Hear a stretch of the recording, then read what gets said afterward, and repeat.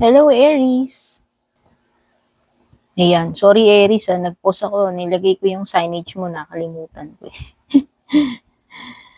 So, tingnan na natin ano yung mga energies para sa'yo nitong June 1 to 15.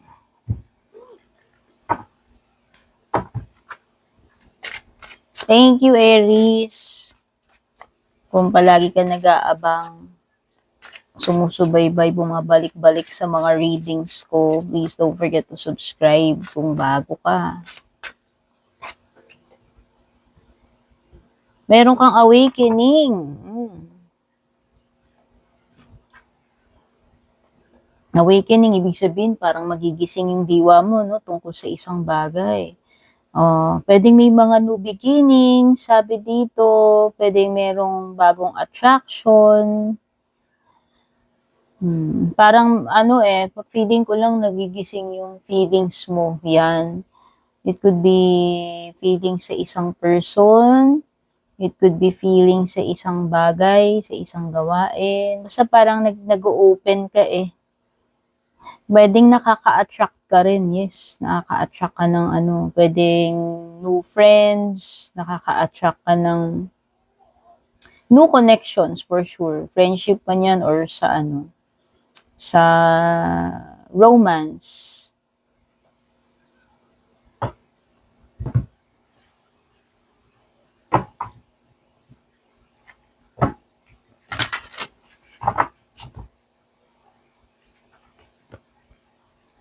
Meron ka ring support. 333. Hindi ko alam ang meaning yan eh. So, tignan ko dito kasi hindi ko kabisado yung numerology. Pero mukhang makaka-receive ka ng support. Kung ano mang kind of support yan.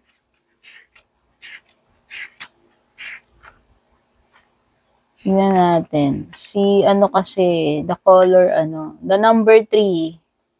Yes, communicating. Kasi dito parang nagkakaroon ng attraction. So, tingin ko, merong person na interesado makipag-communicate sa'yo. Number 3 is about expression, creating. And, puro 3 ito eh. Actually, tatlong 3. Tapos yung color orange ay may kinalaman sa... Orange is about excitement, vitality. It's either excitement or laziness. Orange and yellow yung color na meron dito. Si yellow naman is pagiging pagkakaroon ng optimism. Pero pwede ring irresponsibility. 333 kasi is about expression daw. Ito could be pag-i-express ng iyong talents or pag-i-express ng iyong feeling through art, no? Baka ikaw ay creative na person. Self-expression kasi ito. So, nakikita ko yung potential mo dito na makagawa ka ng masterpiece or mga bagay na dahil sa iyong creativity.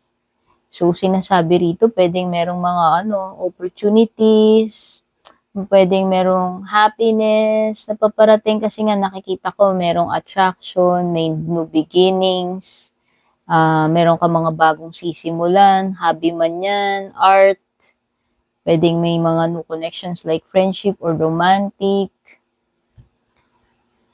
So, maganda yung meaning ng 333. Ibig sabihin, magkikreate ka. Ito ay pag-express ng iyong mga talents.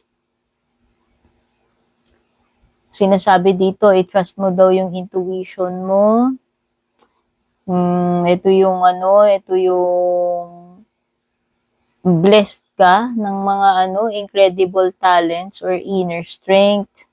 So, makaka-attract ka ng new connections, opportunities with the number 333.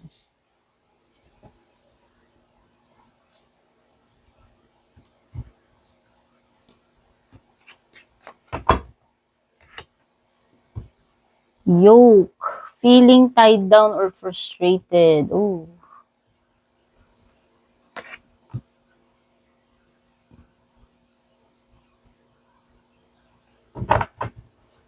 So, yan. Nandyan yung nandyan yung casket which is a sign ng ending. No? So, may possible na ending. Kung ano man yung matatapos, siguro marami ka lang gagawin. Nakikita ko kasi dito may mga gagawin ka eh. Dahil parang punong-puno ka ng creativity, dami mong ideas, no? O baka talagang artistic ka, creative ka. So, nakikita ko nga meron kang mga masterpiece na magagawa. Sa tingin ko, may mga bagay kang maa-accomplish or matatapos aside dito sa possible na ending. Okay? Kasi meron ditong situation na mag-i-end eh. Pero meron ka ring mga sisimulan, meron ding mga bagong uusbong kasi nakaka-attract ka. Okay, meron lang mga situations dito like yung ending na maaaring magdulot sa iyo ng frustration, no? Ito yung great passion mo eh. Ito yung passion mo na magagamit mo. Tsaka yung talent mo, yung pagiging gifted mo, pagiging creative mo. Makakagawa ka ng sabi ko nga yung magagandang bagay or magnificent things. Samahan mo pa yung talent mo, yung pagiging yung expression mo, samahan mo pa ng passion. Kaya makakagawa ka, makaka-accomplish ka dyan ng masterpiece.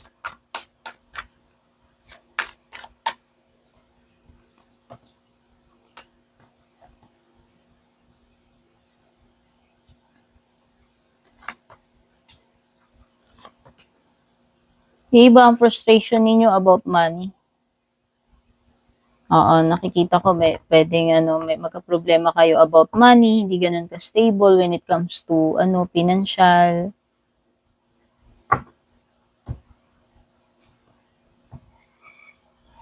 By the way, mga signs na lumalabas, pwedeng may Libra. Ayan, si Justice card. Pwede rin may mga Earth, Taurus, Virgo, Capricorn, or Aries. Ang wala lang dito, water. Pwedeng may fire, may air. Sa air, si Libra. Alam mo yung loss, kasi ito lumalabas. 1, 2, 3. Tatlong cards yan. 1, 2, 3. Na nagsasabi na may loss. And ang feeling ko lang, related siya sa pera. Okay? Kaya, mag-prepare ka na lang, mag-save ka na as early as possible, or i-avoid mo yung mga yung mga impractical na gastos, no? Para makaiwas ka lang dito sa financial crisis or kung ano mang problema sa pera na nakikita ko. So, nakikita ko maaaring magkaroon ng problema, frustration, ayan, di ba? Ito, sinasabi ko kanina. Mapu-frustrate ka about something and maaaring may kinalaman yun sa sa maling decision mo. Or pwedeng meron ka talagang pagkatalo na ma-experience, no?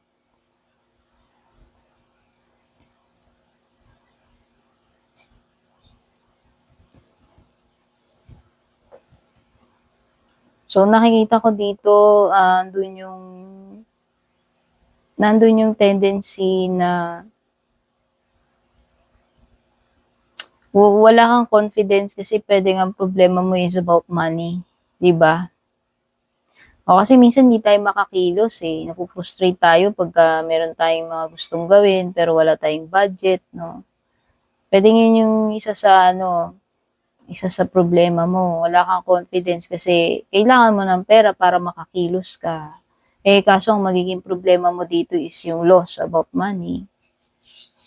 Oo, kasi meron kang mga gustong simulan, meron kang mga gustong gawin, no? Kaya lang pwedeng ang problema mo naman is budget, panimula, or yun, yung puhunan, pwedeng iba sa inyo ganun. Meron kayong gustong simulan na project or pagkakakitaan, no? Isa pa nararamdaman ko dito sa mga cards mo, Aries, kailangan mong maghanap ng stable job. Kasi parang nafe-feel ko rito, hindi sapat yung kinikita mo. Kaya madalas nagkakaroon ka ng problema sa budget, sa pera, no? So, nakikita ko kailangan mong makadiskarte. Kailangan mong makahanap ng ibang pamamaraan. Additional income ba? Yun ang ibig ko sabihin. Ang nakikita kong mga strengths mo na pwede mong gamitin is yung creativity mo, yung skills, talent mo, yung pagiging artistic mo. Oh, gamitin mo rin yung pagiging madiskarte mo kay King of Wands, no? Kasi sa nakikita ko dito, kung meron mang trabaho dito, parang hindi siya pang long term, hindi ganun ka-stable, or pwedeng hindi enough yung yung sinisweldo mo diyan. So kailangan makahanap ka ng ibang racket, ibang sideline, source ng income para alam mo yun, huwag kang mag-rely lang sa isa. Oo, kasi may tendency diyan na pag nawala yung source mo na yan, isa lang diyan ka lang nagre-rely. So, yung problema mo. Kaya parang nakikita ko nga rito magkakaroon ng loss or bankruptcy or financial crisis kung hindi mo siya mapaghahandaan. Okay. Pero kung nandiyan naman ang divine para suportahan ka, kaya lang syempre, andyan yung divine pero kasi kailangan tayo yung mag-initiate eh. Oo, kaya yun yung sinasabi ni King of Wands. Kailangan ikaw mag-i-initiate niyan. Oo, kaso lang dito sa iyong Queen of Wands, sinasabi rito na pwedeng natatakot kang mag-take ng risk. Ano? Ito yung card na maaaring hindi ka komportable na mag-live sa iyong comfort zone. May paminsan-minsan, kailangan natin yun para mag-grow, para makahanap ka ng ibang possibilities, no? Kasi minsan talaga kailangan mo lakasan yung loob mo eh. Kumbaga, survival ba? Okay? Nakakakita ako ng tao na pwedeng naiinggit sa'yo, nagseselos, or nai-insecure sa'yo. Mm. Siguro nga kasi ka, gifted ka, talented ka, alam mo yun, creative ka. Baka, alam mo yun, nai-intimidate siya or nai-insecure siya sa'yo. Alam mo, as an advice, sinasabi sa'yo ni Queen of Wands reverse na wag kang matakot, no? Oo, kailangan gamitin mo yung pagiging natural born leader qualities mo with the King of Wands, and maglakas loob ka, maging confident ka kasi meron ka namang meron ka namang mga skills, talento, creativity na magagamit mo, no? Kailangan mo lang magtiwala sa kakayahan mo. Oo, kasi ito, nakikita ko rito na pwede mo pang yung sarili mo. May mapipiga ka sa sarili mo eh. Pwedeng maging successful yung mga ideas mo with the King of Wands. Okay? So, sabi ko nga, maaari kang makakreate ng masterpiece, maaari kang makakreate ng something viral, patok, alam mo yun, mabenta. I think yung naiinggit sa'yo, pwedeng sa workplace. So, ayan, no? Kasi lumilitaw dito, Three of Pentacles, tsaka ito. So, siguro itong tao na to, mahirap siyang kasama sa trabaho kasi nga pwedeng may tinatago siyang insecurity sa katawan or meron siyang tinatagong inggit. No? Ito yung mga tao na na bitter, kinukumpara nila yung sarili nila sa iba. Baka may inggit lang talaga sa itong person. Kaya lang pwedeng kasi siya, alam mo yun, mapapansin mo kung mahirap siyang pakisamahan or toxic siya sa'yo, pwedeng siya yun. Napifeel ko pwedeng sa workplace.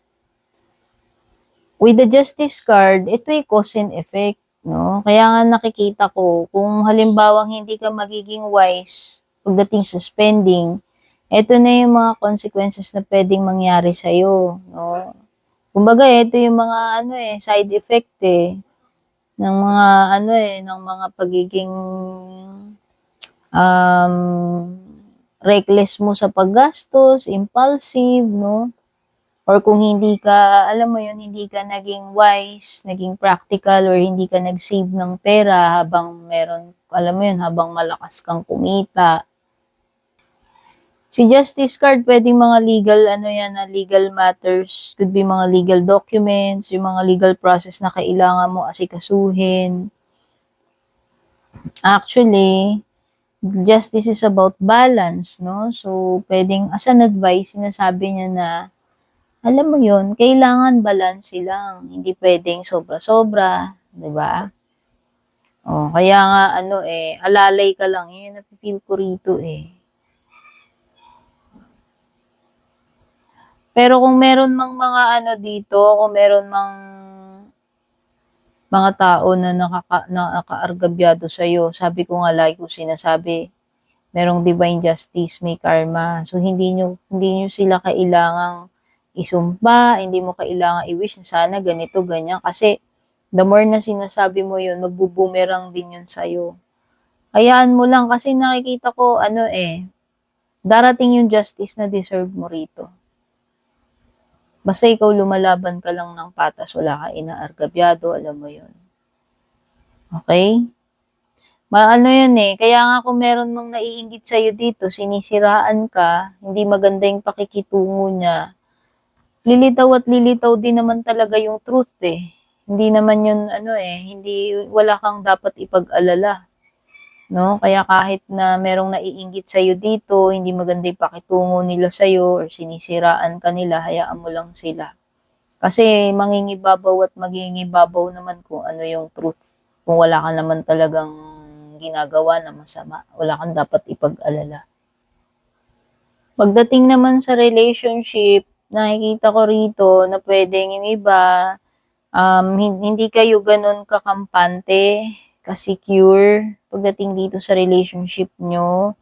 Actually, madalas nakakaramdam ka ng insecurity, ng stress, overthinking dito sa person mo. Parang hindi, alam mo yun, parang ito yung kind of person, relationship na hindi kanya kayang bigyan ng security, peace of mind. 'Di ba?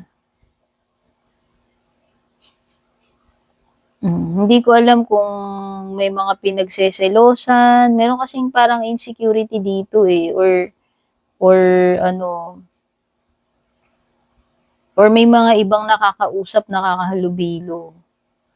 Okay? So, ibig lang sabihin nun, pagka nai-insecure ka sa relationship, merong mga issue na kailangan i-address sa inyong dalawa kasi pwedeng may trust issues, insecurity. Hindi kanya nabibigyan ba? Pwedeng kulang siya sa effort, hindi kanya na-appreciate, no? Hindi kanya nabibigyan ng reassurance.